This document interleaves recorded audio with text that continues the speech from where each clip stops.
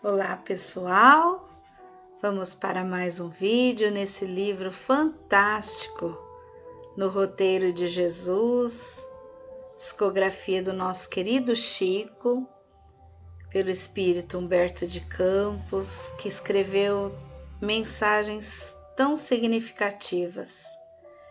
E esse livro foi organizado por Gerson Simões Monteiro, numa edição da Federação Espírita Brasileira. Então, estamos acompanhando capítulo a capítulo essas leituras, essas mensagens, refletindo um pouco sobre a vida de Jesus, sobre a nossa vida, as nossas condições enquanto candidatos a sermos seguidores do Mestre. E se você acha que pode ser útil para alguém, compartilhe essa mensagem, deixa chegar em outros corações. Se inscreva no canal para receber a notificação de quando o vídeo for publicado. E assim você vai se juntar a milhões de outras pessoas que desejam levar a boa nova. Em tempos como este é tão importante compartilharmos as mensagens, não somente desse canal, mas de tantos outros que nos fazem refletir, que nos ajudam, que nos permite superar determinados obstáculos. Então vamos para mais um vídeo de hoje e antes de iniciarmos, como sempre, vamos fazer uma pequena prece, rogando a esse Mestre tão querido, tão amado, que possa nos amparar nesse instante, nos inspirando nas boas palavras, nos bons pensamentos, que Ele possa permanecer em nossos corações, visitar os nossos lares e acalmar as nossas emoções. Que assim seja. Muito bem, mais uma vez, sobre esse livro incrível No Roteiro de Jesus, que faz o apanhado das mensagens de Humberto de Campos, trazendo as fases da vivência de Jesus aqui entre nós. E hoje nós vamos falar da lição número 6, ou capítulo número 6, se vocês preferirem, em que o título é Inesperada Observação. E mais uma vez, essa característica da mensagem nos faz pensar na nossa proximidade com os discípulos de Jesus. Hoje, há mais de 2000 anos, quando nos recordamos deles, é claro que nós já podemos perceber o quanto esses nossos irmãos cresceram, evoluíram, a sua vivência no Evangelho após a morte de Jesus, as suas tarefas. É claro que fizeram deles personalidades admiráveis, que nós certamente devemos tentar alcançar.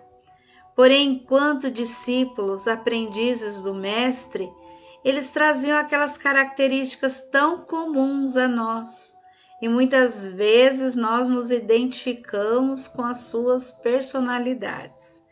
Então, hoje nessa lição nós vamos identificar mais uma situação parecida com a gente. Então, o capítulo começa: assim que a fama de Jesus se espalhou fartamente, dizia-se em torno de Genezaré que o Messias jamais desprezava o ensejo de ensinar o bem, através de todos os quadros da natureza. Jesus, de uma forma brilhante, muito inteligente, buscava os recursos da natureza, o dia a dia, o cotidiano, a rotina daquelas pessoas, a simplicidade do lugarejo, para falar das belezas do céu, para falar do Pai, da amorosidade desse nosso Pai querido, e para nos colocarmos a par de um reino que nos aguarda. Então ele não procurava formas exteriores, e sim dentro do contexto da vida daquele povo simples, que poderia ter sido nós e que pode ser nos dias atuais. Ante as ondas revoltas no mar, quando nós a vemos muitas vezes altas, temos medo delas. Jesus comentava sobre as paixões que devastam as criaturas, que destrói. Ao contemplar algum ninho de filhotes, ele falava sobre a família, sobre os cuidados daqueles que são maiores com os que são menores. À frente das flores dos campos, ele louvava a tranquilidade, a segurança das coisas simples, das coisas belas. Ouvindo o cântico das aves, ele se reportava à harmonia do alto. Em algumas ocasiões, ele se utilizava da menor semente, que era a semente de mostarda, para falar da fé, para falar que se possuíssemos a fé daquele tamanho tão pequeno, poderíamos mudar um monte de lugar, tirá-lo daqui para ali.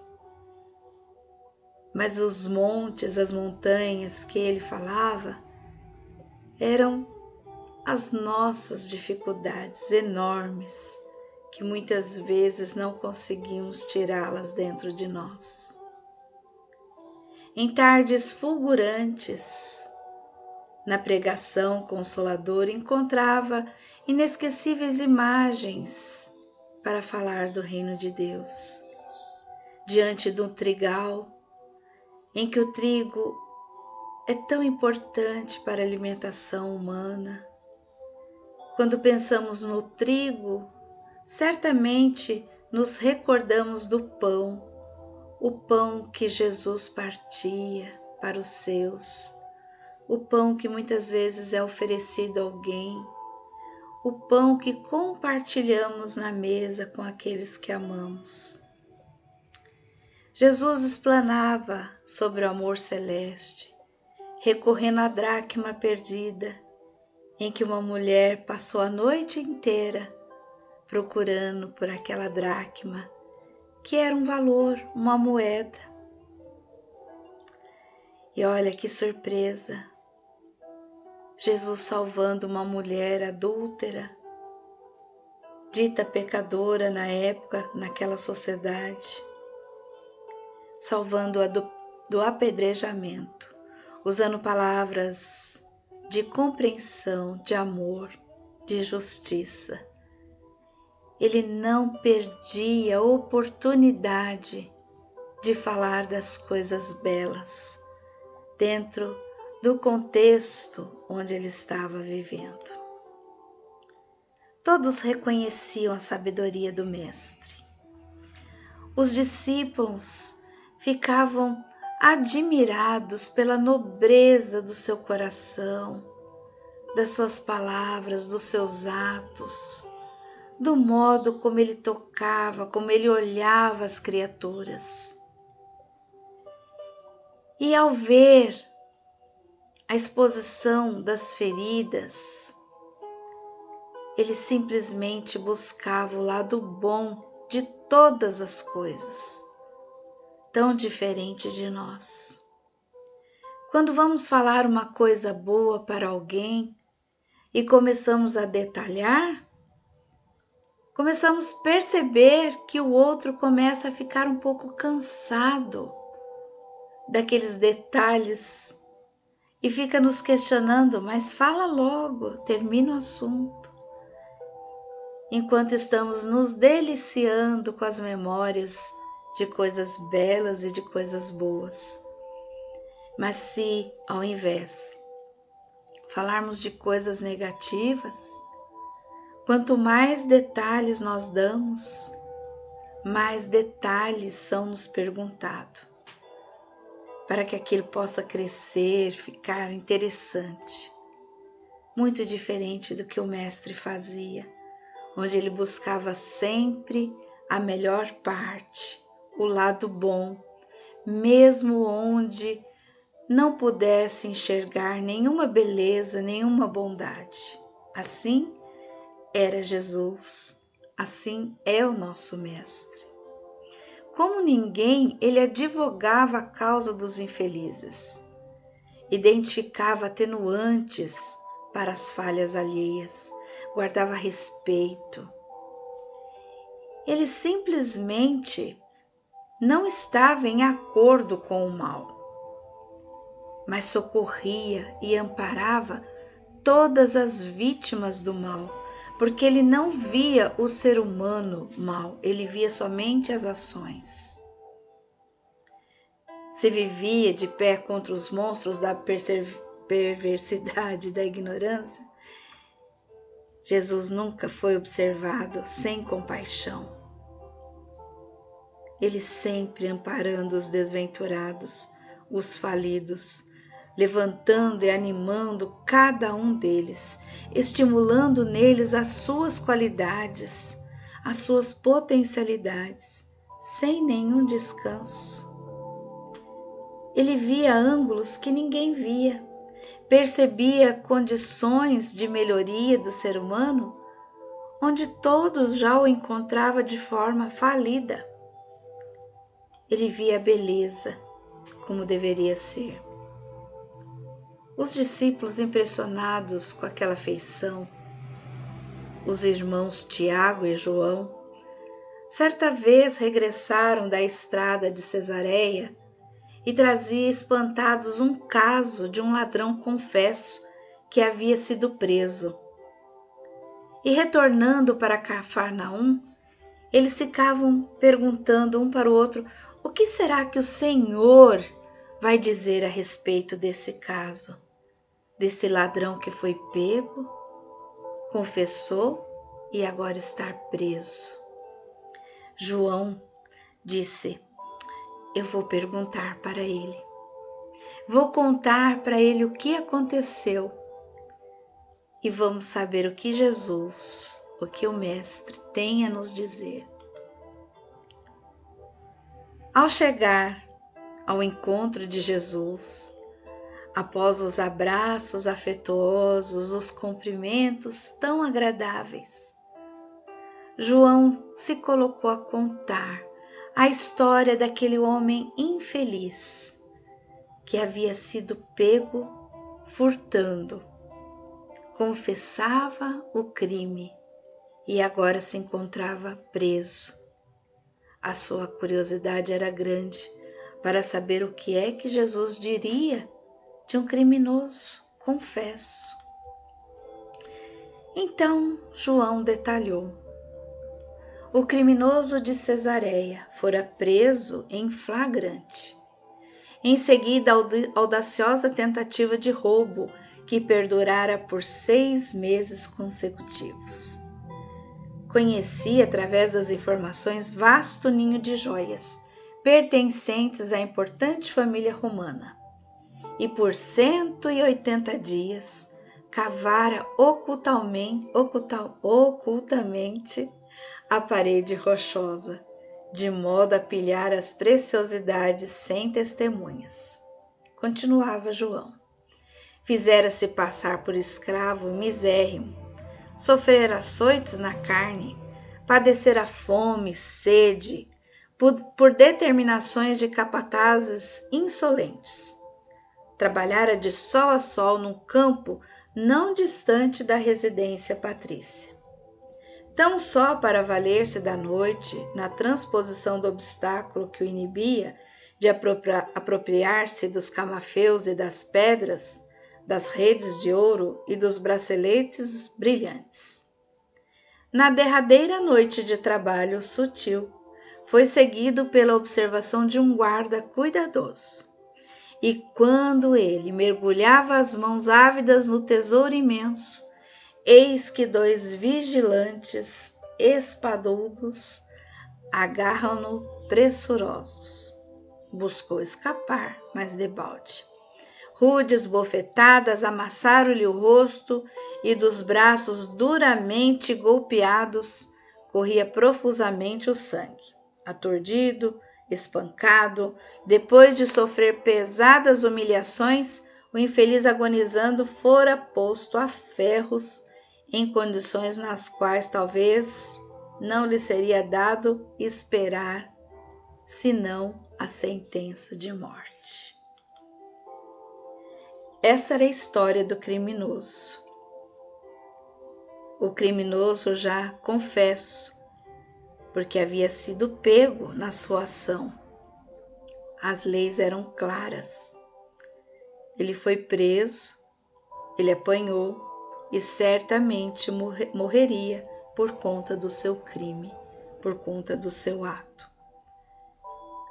Para os discípulos, para João, era um ato muito complicado, difícil naquela sociedade, assim como é nos dias de hoje. É muito difícil aceitarmos situações semelhantes. Porém, João e Tiago estavam muito curiosos para saber qual seria o lado bom de toda essa história que Jesus tiraria. Afinal, eles precisavam aprender com o mestre. E assim, o mestre ouviu a longa narrativa em silêncio. E porque observasse a atitude expectante dos aprendizes, nele fixou o olhar percussiente e doce e falou. Eu fico imaginando o olhar de Jesus, pousando sobre as nossas falhas e nos dizendo: se a prática do mal exige tanta inteligência e serviço de um homem, calculemos a nossa necessidade de compreensão, devotamento e perseverança no sacrifício que nos reclama a execução do verdadeiro bem. Se nós observamos que infelizmente algumas pessoas se utilizam da sua inteligência para praticar o mal, nós devemos ser mais inteligentes ainda para fazermos o bem e silenciarmos o mal. Isso que Jesus quer nos dizer. Em tempos sombrios, onde as notícias nos chegam de todos os lugares, contando sobre os nossos irmãos falidos nos crimes, na corrupção, na perversidade, em tantas outras condições. Muitas vezes temos satisfação em relatar com detalhes, assim como João fez, o crime do nosso irmão. Mas não paramos para pensar que ele ainda vai percorrer um longo caminho. Caminho este que nós já começamos a percorrer. Pois se observamos os defeitos alheios, temos que olhar para dentro de nós e identificar se aqui, no nosso íntimo, não estamos também fazendo o mesmo ou pior, ou se estivéssemos no lugar do outro, também não cometeríamos os mesmos erros. O caminho desejado para trilharmos merece reflexões profundas para que possamos silenciar o mal e fazer do bem uma luz que não se apaga. Logo após o que Jesus disse, ele afastou-se, pensativo, enquanto os dois jovens, João e Tiago, companheiros, se entreolhavam surpresos sem saberem que replicar, o que dizer depois de uma lição tão importante quanto essa. E assim nós também podemos nos olhar e nos perguntar o que fazer agora. Buscar a melhor parte, seguir o Mestre, ter Ele como nosso modelo e todas as vezes que as dúvidas baterem a nossa porta, perguntarmos a Jesus o que devemos fazer, o que Jesus faria no meu lugar. Depois dessa reflexão tão séria e tão importante, vamos pedir a esse Mestre Nazareno que com suas meigas palavras, o seu olhar doce e sereno, possa estar entre nós, apaziguando as nossas paixões, nos fortalecendo no propósito de nos melhorarmos e que Ele possa nos incentivar a espalhar o bem. Que assim seja. Nos encontraremos numa próxima reflexão deste livro fantástico que nos recorda a vida de Jesus em nós. E que possamos nos encontrar mais vezes. Até o próximo vídeo.